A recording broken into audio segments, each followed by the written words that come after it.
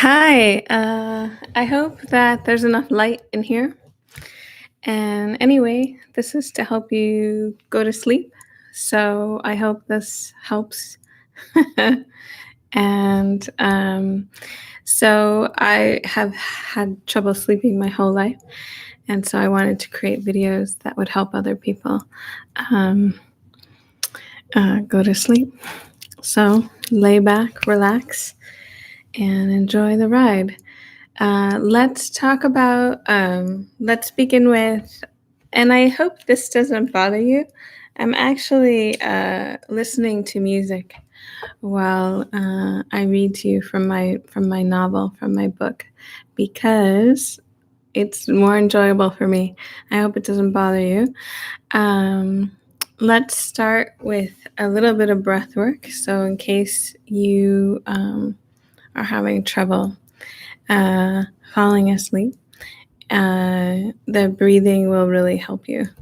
So close your eyes and inhale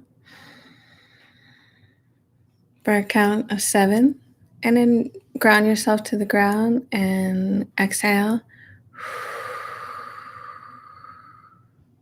We're going to do 7 breaths here for the 7 chakras. Inhale again for a count of 7. Exhale all of your negative creations deep into the earth. You can keep your mouth closed if you want to calm your central nervous system. Inhale again to a count of 7. Exhale,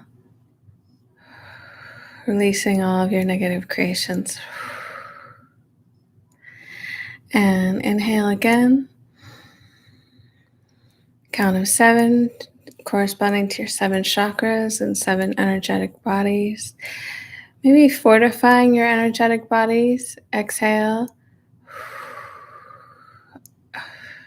Sometimes we have trouble sleeping because we feel our energetic bodies aren't strong enough to resist in the dream world, what in the Toltec tradition we call the Nawal.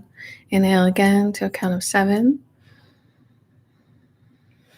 Exhale, release deep into the earth. Number 6, inhale again to a count of 7, fortifying your energetic bodies and all of your chakras. Exhale, release all of your negative creations deep into the earth.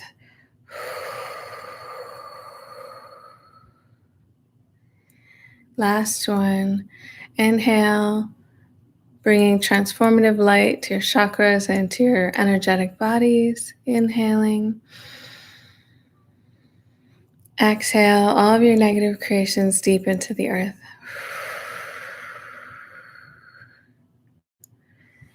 Okay, sit back, relax, and get comfortable. I'm actually going to make this a Facebook Live. Might as well. and I need to record for my podcast also. Okay, welcome to my podcast and my episode. I just did a little bit of breath work with the YouTube people, and I'll do a little bit of breath work with you guys too at the end.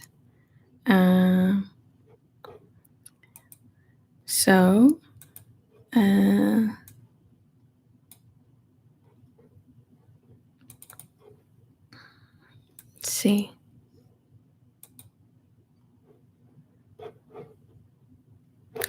Okay, so I'm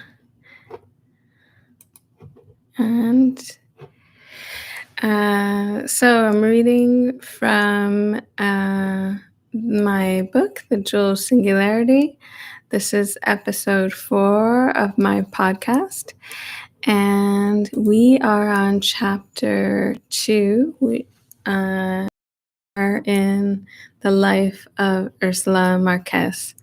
So let me just cue up. I just did a little bit of breath work for all of you YouTubers, and I'll do it again at the end. And you can see my prior episodes to hear my book from the beginning, from the prologue. So,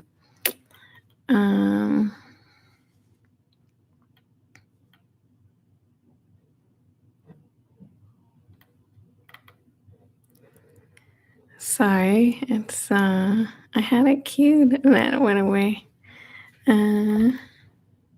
Wait, here we are. That'll be easier. So, all of you YouTubers, this is for asthma are in Europe.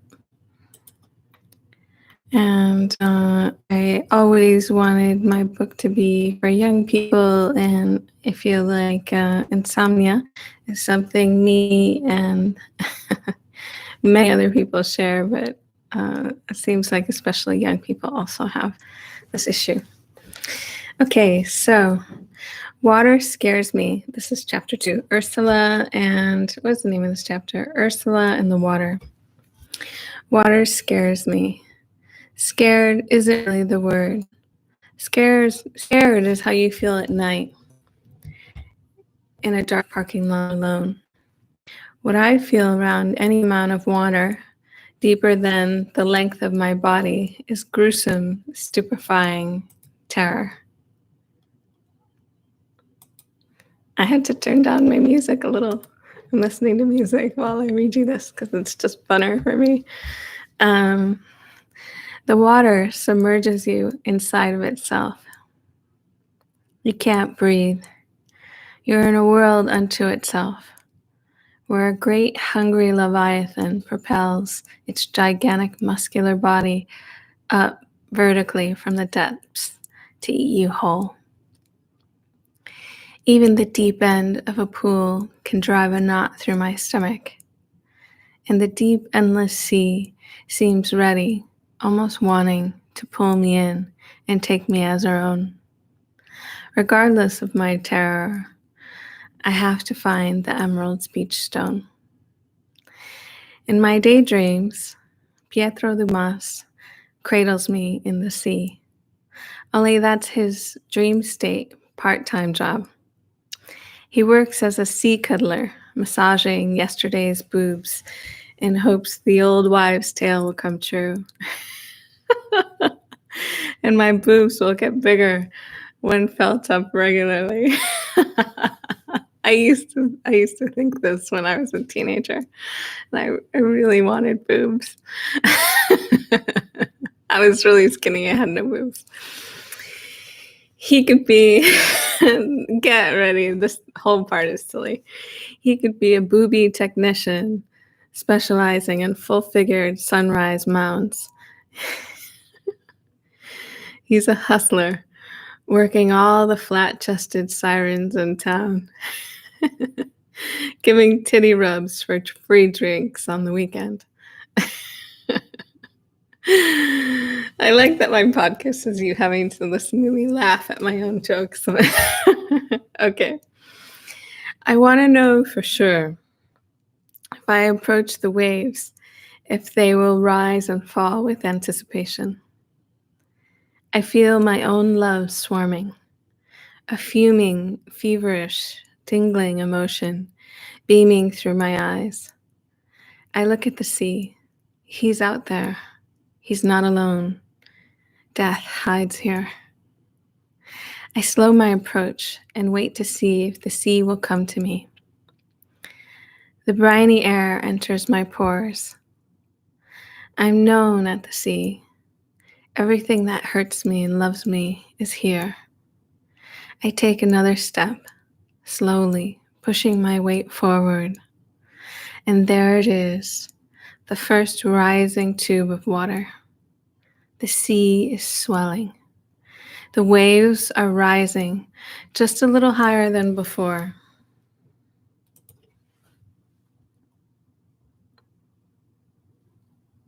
Crashing just a little louder with every surge. A foamy crest is forming. The top of a long white line of liquid blue is reaching out, pulling itself longer, extending over the horizon. It wants me to enter, showing me its clear, tender underside.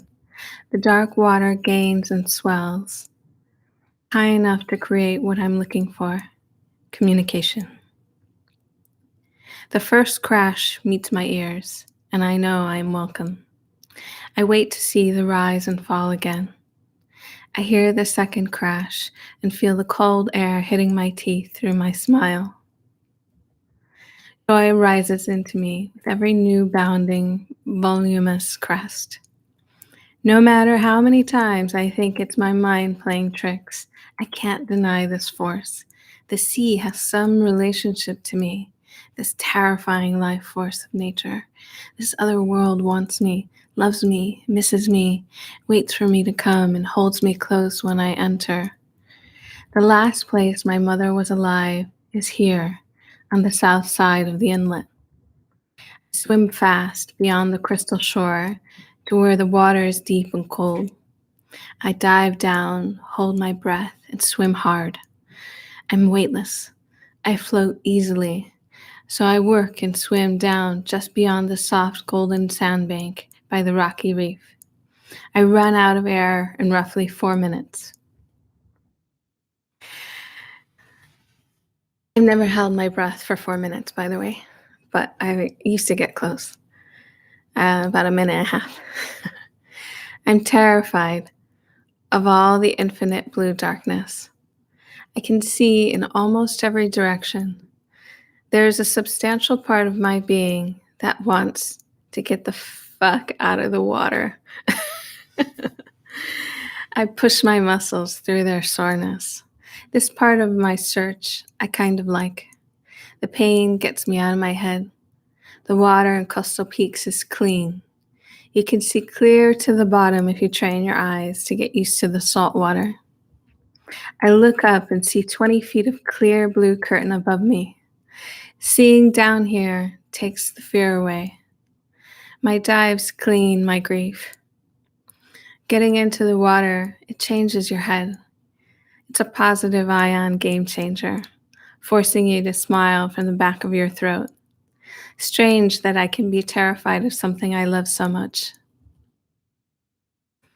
The surface of the reef shelf is different from that of the shore. The Great Barrier Reef of the Northern Pacific is made up of dark green, black, and purple coral, with hints of gold that peek over the top of the massive plant networks. As I search for the stone, I see caverns of gold coral, fool's gold.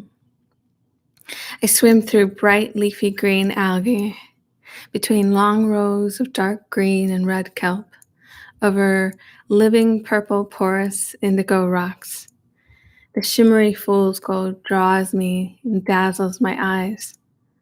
The gold is bleached purple coral touched by the sun. It's striking next to the purple darkness. The water gets colder and deeper. The water gets colder the deeper I go. I have about 2 minutes left.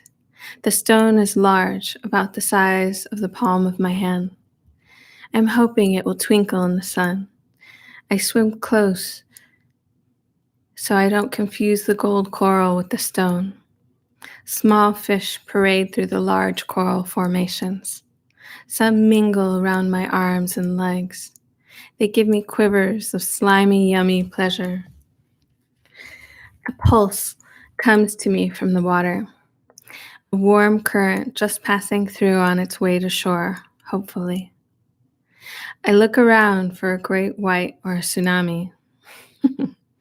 Nothing. I wrote this right after the big tsunami hit Japan. So like 4 years ago now. Another pulse of warm water, and I'm pushed offshore to the west. I'm almost on top of the black, 50-foot jagged volcanic rocks that rim the east side of the beach.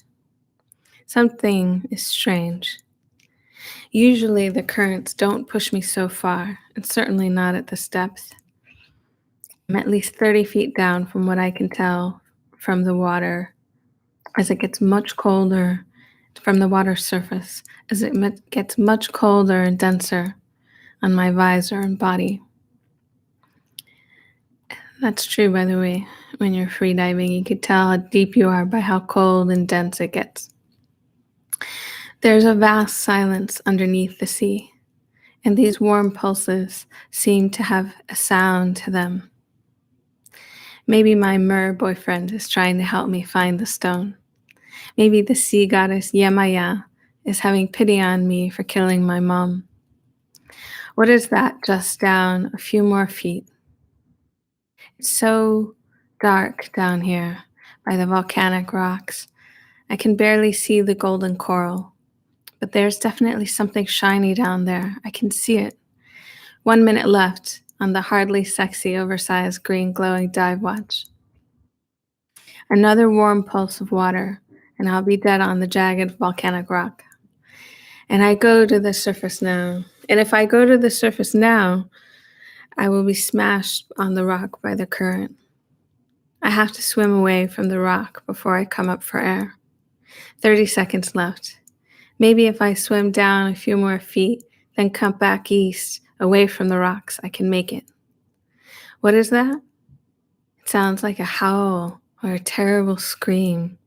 The noise from the darkness sounds like a child crying. I feel so sorry for her. Another pulse. The water is almost hot. Is that a fish floating up to the surface? Yes, there's definitely something coming from below, rising to the surface. I look down, and I can still see a glimmer in the nook of a rock. A strange sound fills my ears like a low-frequency ambulance. I look up to the east and to the surface of the water, where I need to swim to catch my breath. My head and heart are pounding. My lungs are starting to hurt. I need to get air now. Something is hitting my feet. Now my arms and belly. What is it? Seaweed? Am I trapped in the seaweed? By the way, it's terrified being hit in the water. It's happened to me before. Suddenly, a pair of unblinking eyes are looking at me. Its mouth open, an unmoving dead fish floats past me. I look up at the sunlit surface, and the clear light I'm turning the page, is populated with oblong shapes of darkness. I look harder. Hundreds of small bodies are above me, hundreds of dead fish floating to the surface. They are all around me, their slippery skin hitting me all over my arms, legs, stomach, and head. I need air before I pass out. But the stone, where did all these fish come from? I pump my legs hard to push myself east and up.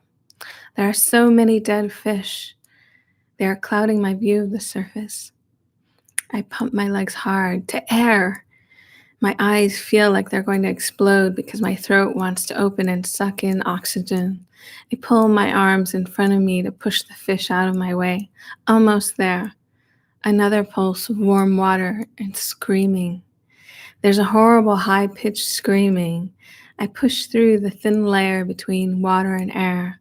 I take a huge breath in through my mouth and look around. Thousands of white, silver, and black fish are floating on the surface of the water. End of chapter 2. A lot of that is based on my free diving real life experience, except for the dead fish. Okay, chapter 3. Sandra running, an unknown god, and the orchards. Okay. Beyond the almond and walnut orchards, at the top of the oak grove, where the redwood trees, where the it's hard to say. And my music is kind of changing and I'm liking it. Where the redwood trees form a thick line of dark red bark underbelly. Let me start that sentence again. beyond the almond and walnut orchards, at the top of the oak grove, where the redwood trees form a thick line of dark red bark underbelly and spiky everest green needles. I'm talking about how redwood trees form a line with their bark on the ground, and then their needles cover it. This is considered to be the beginning of the twin forest mountains called Coastal Peaks. Coastal Peaks is a town that I invented in Northern California, much like by where the fields are in Half Moon Bay and Salinas. The sun hits the southern peak most of the day until it sets, when it shines its colors on the northern side, on the northern peak. The northern peak is the dark peak, the haunted mountain where curses and witches live. The Miwok and Mexican inhabitants, who are really all the same people now, share the northern peak. Say the northern peak is where animals go to die, where to embrace the night, where you can give your wishes to the moon. Because everyone knows we live in the moon's prison, her illusion and emotion. And if you're lucky enough to shapeshift, she offers boons to her favorite pets, the rabbit, coyote, spider. To turn the page. Finally, if you sing her the right song and make love in the proper way, under the stars, finally, she'll give you the kind of death you want, where death is not the end, but a doorway. According to the watermelon-loving, barbecue-eating, orchard-picking locals, the whole point of living a good life is to have a good death. The rest of the country is in the middle of youth riots over the nuclear reactor spill, right next to a border detention center. And the people of Coastal Peaks are looking at their twin mountains, pondering a good death. The forests below the twin mountains seem to have two different characters. The southern peak is filled with sunshine and a different kind of power. Birds flock there, and runners can be seen lining the trails up the mountain. Our twin mountains are the only peaks on the Pacific Northwest coastline. Mount Shasta in the north scrapes the sky from the inland empire of green weed farms. Mount St. Helens, too, pours lava far from the sea. Here in Northern California, the winter fern gullies and expansive moss networks cover the entire forest, populating here and there with strange pockets of white, fluffy snow. It's hard to describe. It's unlike anything I've ever seen, even in National Geographic. Unlike a photo, the plants and trees breathe you in. The forest is a northern rainforest. It's wet, so moss and ferns cover almost any surface, whether it's a tree trunk or deep red soil. Because of the elevation, it snows in the winter here. The winter snowfalls why the river runs fast in milk chocolate currents. Fast mocha goodness, tempting enough that children, I have to turn the page, sorry.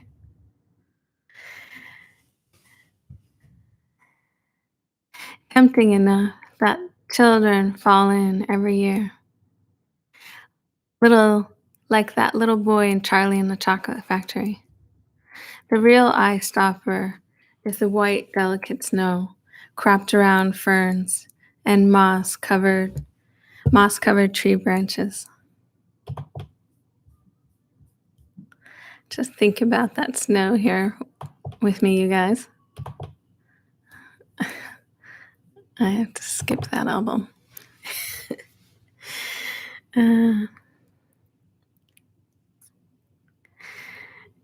The real eye stopper is the white, delicate snow cropped around ferns and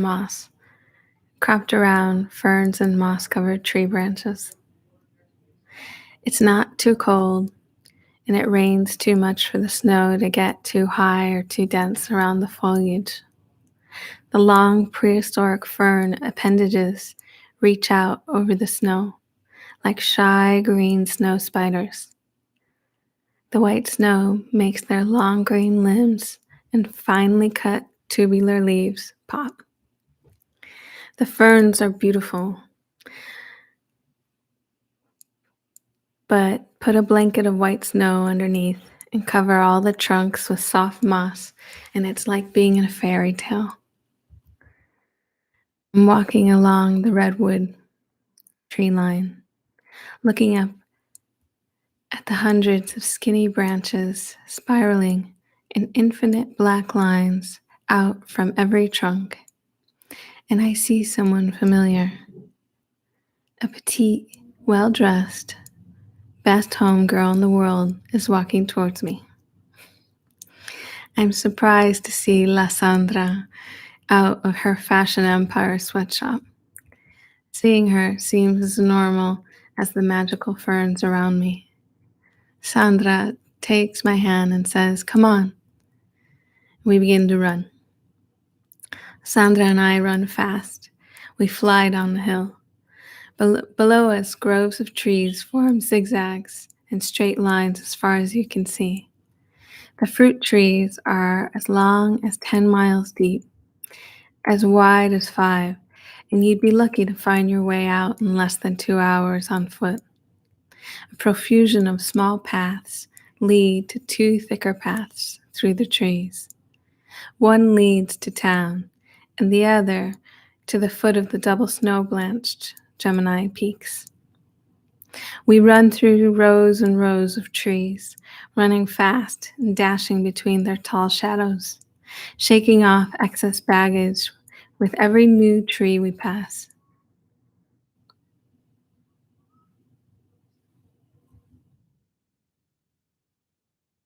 Endless hallways of branches create long curving tunnels. We lose ourselves in their green, ethereal world. Above us, light filters through and gives me an unearthly feeling, especially today, like the light will hold us up, and I could dissolve inside it and become a sunbeam with soft edges. The strange thing is, it feels like the maze of tunnels through the orange grove is where I belong. It's the safest place I know. During harvest time, the sweet apples perfume the whole town. Gusts of wind bring reckless amounts of sweet perfume to us until you're driven wild to sink your mouth into something juicy. Oranges provide the money that allows most of the families to live and eat. The inheritors of the Great Rebellion, who broke away from the Spanish way back in the day, from the days of Carlota del Castillo, that red-haired amorous siren of the sea, have so little land independently that they suffer the winter eating rice and beans and orange jam on fresh tortillas. It sounds weird, but it's strangely sweet and salty. A long, hot summer passes before the sweetness is ready to come out of the trees. That's when the oranges are finally ready for picking. The whole town is hidden, working hard to pick as many oranges as they can. The farmers get paid by the weight. Every heavy box, every heavy box load puts food on the table and keeps cell phones with Wi-Fi. The work during harvest has to sustain most people until the next crop harvest, up or down the Sacramento River.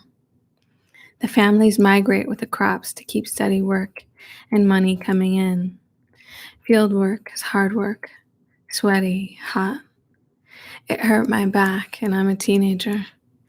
I can't imagine how those older people do it. The orange tree harvest is the most enjoyable. That's when they harvest from their own land. But even then, they don't pay themselves very much to compete with the big farm agribusinesses. I worked the harvest only once. I sweat out my entire body weight.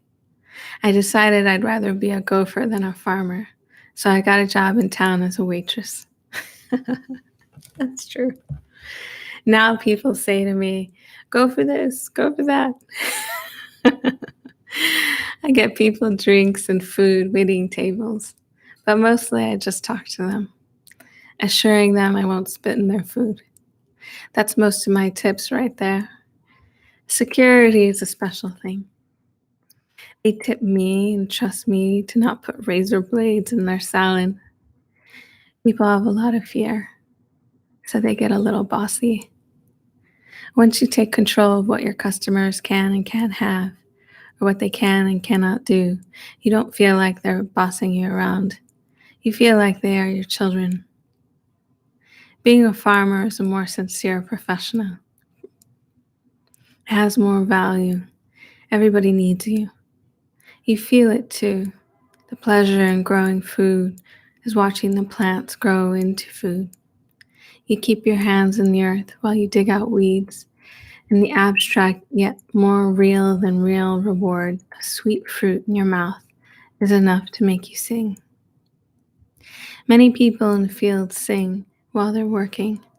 It helps pass the time. If you run, you can hear beautiful slow singing in English, Spanish, Tagalog, Arabic, and Nahuatl as you fly by. It's hard, honest work. It's so hard the one time I did it, I began singing too. That's true. My voice is in the musical range somewhere between a Muppet and a cat in heat. I think that's true too. The juicy fruit you eat on your break drenches your dry mouth in a waterfall of oral pleasure. No, kids, I don't mean oral pleasure like that. This is a virgin-only cruise line. I make myself laugh. I'm gonna read that again. This is a virgin. I mean, you have to do it in a voice. This is a virgin-only cruise line. And as the T-shirt I invented in my head says, "Your mouth's so happy, singing just seeps out of it." Oranges hanging down from the trees look like round gold in my mouth. I want to stop and grab one right now, but I can't. I know it could go inside someone's box as part of their day's pay. The low-hanging fruits are the easiest to pick, so I keep shooting through the orchard like a bullet in a body of olive oil. I do sort of look like olive oil from Popeye on account of me being so skinny, but I don't let it bother me. I'm a warrior, a ninja. I need to be light. I wish I had a sword. My feet never want to slow down. I keep my stride. They glide in fast paces through the orchard. They could do it in the dark moon if they had to. We run past all the strong backs and beige hats, past their smells of sweet oranges and migrant sweat. Running fast, the smell changes from man's sweat to women's sweat to overripe oranges like nutmeg, to soft, dark earth smell. I feel the squish of rotten fruit under my feet, throwing me off balance. Sandra sees me almost fall, and we both laugh. We run onward to oak groves on the west side of the orange orchard. The snarling oak trees are a drastic contrast from the smooth, even bark and leaves of the orange trees. The oak tree branches reach out like an octopus in the forest. They spread far, and I race to see which tree can take the most space. Their bark is rough and corrugated like the colored backs of the large lizards who sun themselves on the Rocky Mountain sea cliffs. The town is on the sea and with these mountains. The oak groves feel different than any other place on earth. I tried to figure out why it seemed so unreal in the oak grove and realized it was the light. The way the branches warp and wrap around the space, light diffusing and dancing between the ground and leaves. Sandra grabs my hand and stops running to twirl herself around a thick oak tree. On her second lap around the tree, she says to me, "You know, when I was little, I used to think people were like trees, just much, much slower." That sounds about right, I say. "How are you? Come on, it's just you and me now. Let's check in. Let's check in, Captain Kirk." The only thing is, I keep having these weird dreams. Like a Mexi merman. He's not Mexican. "What?" she asks in an incredulous voice. We both cackle like old crotchety Muppets. "Is he Shella? Miwok? Biker?" "No, it can't be a biker." "No, he's a merman." I can't hold back my smile. I hear all these voices inside my head. It's every insecurity come true to life. It's horrible. Like every bad thing that's ever happened to me is my fault. Yuck. And then what happened? They started to eat me. Not my body. They were eating my mind. "What, girl? Get out. Where's the mer dude? Did he eat you too?" "Eat me how?" "No." He comes and starts whipping them around. I see him and he's beautiful. And even though I can't really see his face in the dream, lately I have a voice which makes me think it's not in a dream, and that I'm either going crazy or becoming my mother. "Can't get you out of my head this time. Can't get you out of my mind." Like the song. "Can't get you out of my mind this time." Sandra sings hip hop with me, then points to the crowd of oak trees in front of us, our adoring fans. "And you killed the demons?" I don't know if I killed them. They sort of disappeared when he came back. When he came. I think I need to learn to lucid dream. The nightmares are getting worse. And Mr. Merman, I did feel his hands on me, and it was amazing. Amazing how? You know, amazing. No, I don't know. It's like music, a very beautiful song, in and out of my body. And my heart pounds like I just won a marathon. Come on, let's race. Sandra looks at me with a twinkle in her eye as she bolts forward into the trees. La Sandra is fast, but she has short legs, which gives me the advantage. I'm all legs and hair. I speed past her and run west towards the ocean and the setting sun. I have that feeling again, lightness, pressurized into fullness. I have that strange emotion we call happiness. Running, I feel light, like I'm in the water. I jinx myself. I hear a growl. The sound is coming from my left. The wind is picking up, blowing hard on all the leaves. The wind out of nowhere is eerie, like something is coming. It is the universe telling me I cannot feel light while I'm rolling around dreaming of death. That's stupid, like wearing black or covering the mirrors for 7 years. Superstition is just a bunch of sticky muck in a holy wrapper. It's a fallen pony at the racetrack or a black cat having a bad day. We don't cause bad things to happen. There are always contrasts. What about that sound? It almost sounded like singing.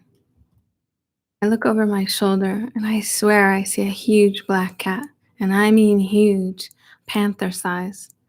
Rubbing my eyes, I look again, and it's gone.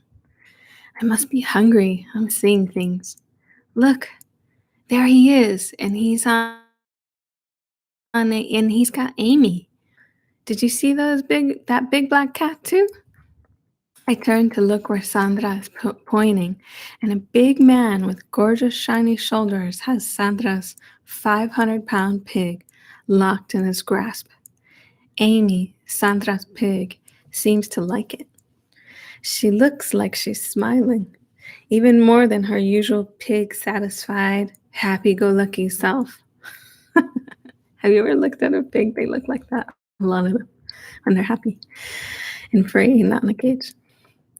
He's beautiful, although I can't see his face. I'm talking about the pig. Oh no, I'm talking about the guy. Only the back of his honey or strawberry blonde hair. It looks like he's flirting with it. It looks like she's flirting with him. Amy is very flirtatious. Then, just like that, in a blink of an eye, she manages to wriggle free of his grip and runs off. He turns. Then, just as fast as Amy, he takes off after her. Sandra and I stop running and begin to walk together under the shadow of the treetops. The trees feel like our grandparents hovering over us. Running makes us both a little giddy underneath the majestic, fresh-smelling trees. Call that man a lizard, a pig, or a cat. I just want to know who he is. I think Amy and her mama got a crush. That's me talking, and Sandra was the first one. This is Sandra. I wouldn't call it a crush just yet. You think maybe he's Chewy's cousin from San Francisco? Maybe. I don't know Chewy's cousin, but I swear I've seen him before. Let's go. I shake my head. We have to help get Amy. Nah, I can't. Why? I don't know. He makes me nervous. Nervous how? Like trepidation. Like trepidation. Like a nascent dream we won't ever be returning from. You said nascent. You mean like marriage? Sandra rapidly raises her thick black eyebrows up and down and smiles. You know, if the fashion thing doesn't work out, you could become a late night talk show host. I think I saw you salivating just now. Ooh, a little drool goes a long way. When I used to ask my mom why we were poor, she used to say, Ursula, it's just like a canary. When you look only at one bar, very close, you can't understand why the bird can't fly away. But if you take a step back and look at all the bars, you see that the bird is surrounded by more than one bar. Ursula, I am a child of nature, a diviner of the elements, and I cannot be anything other than who I am, even for you, my darling daughter. At least I always knew my mom loved me. That's a lot more than most people. This is Sandra talking. That's beautiful, Ursi. You should tag it on the San Francisco P bus that rumbles through town on its way to Target. Sandra continued after laughing at her own joke. You know, my mom gives me little jewels too. My mom says, Sandra, don't hate the player, hate the game. Sandra's face is grinning ear to ear and filled with a kind of peace, like the soul of the world is talking to me. So, Chewy told me he's keeping the Uzi in his trunk again. What the hell is he gonna do with an Uzi in Coastal Peaks? Blow up an orange tree? I don't know. Maybe he's compensating for something. Pues, he does have a really big car. I say, holding my hands spread far out, like I'm holding a really big fish. And small hands and feet. Come on, size queen. Let's go get something to eat before you make me blush, she says, not blushing at all. I have a new outfit for you to try on, chica. Another one? That's due this month. Your fashion empire is turning us into brown goddesses clad in geometric white. I'm in the zone, Ursi. You're a good sister. I'm lucky to have you. Love you too, hermana. Finally, almost there. I'm starving. And you look so hungry. You could be a model. Posing seriously with your butt out like this. Sandra sticks her bubble butt out. A hand model, I say as I give her the finger. Then I hear that sound again. It almost sounds like music. Do you hear that? What is that? Hear what? That.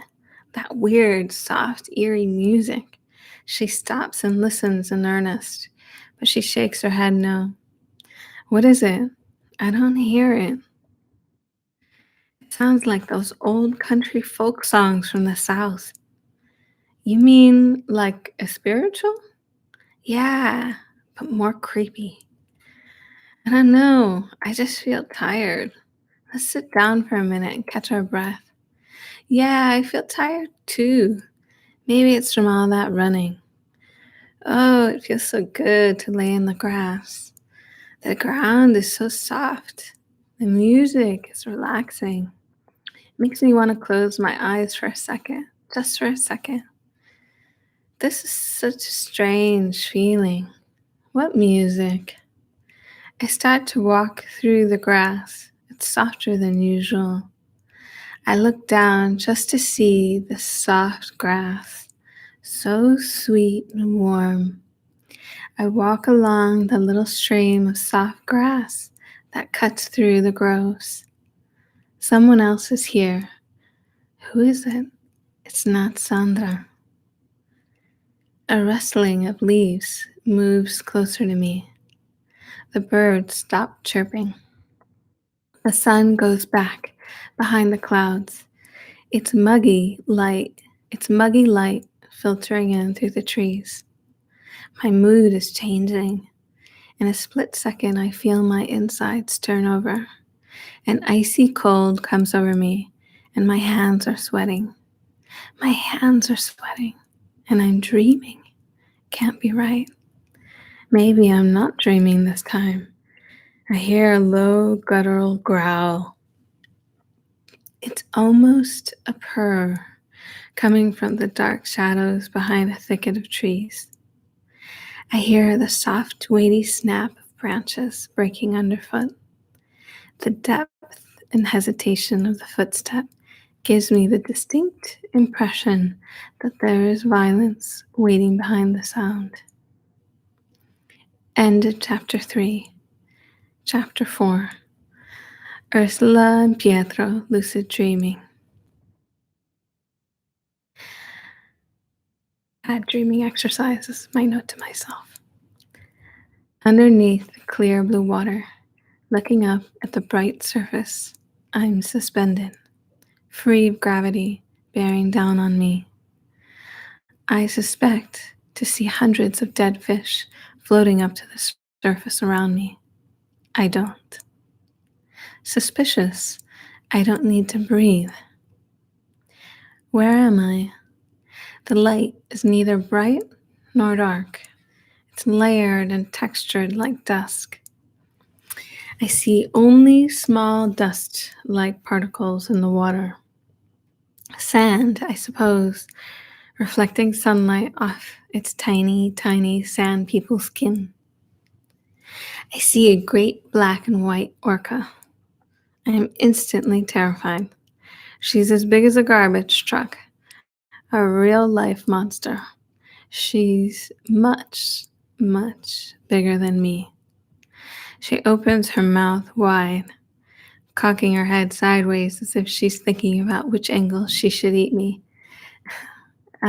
This is based off of a real experience I had with a dolphin in the open sea. Her gargantuan mouth holds hundreds of small, dirty, brown whale knives. I try to push myself back, but I'm slow and unfish-like in the water. Her head cocks back like she's laughing. Could it be?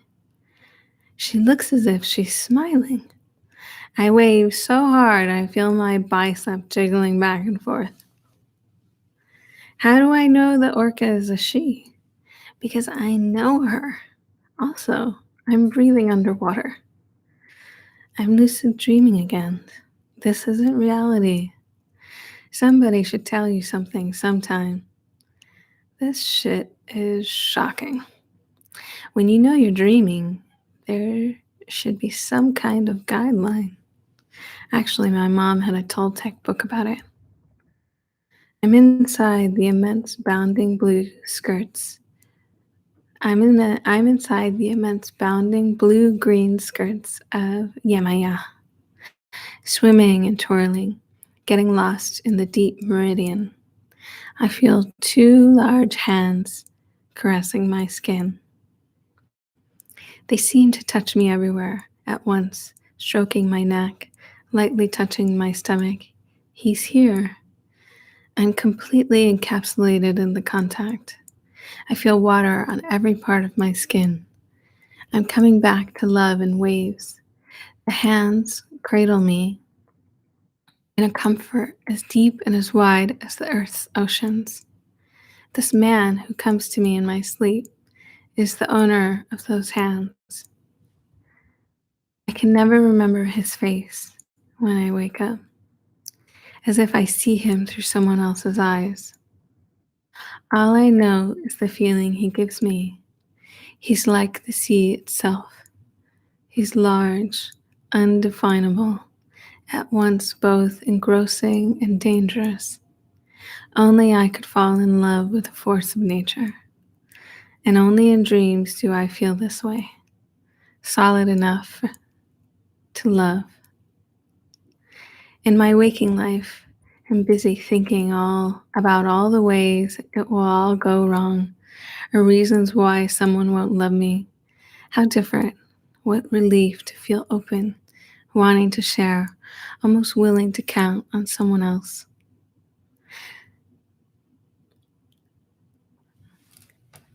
Okay, I have 3 more minutes.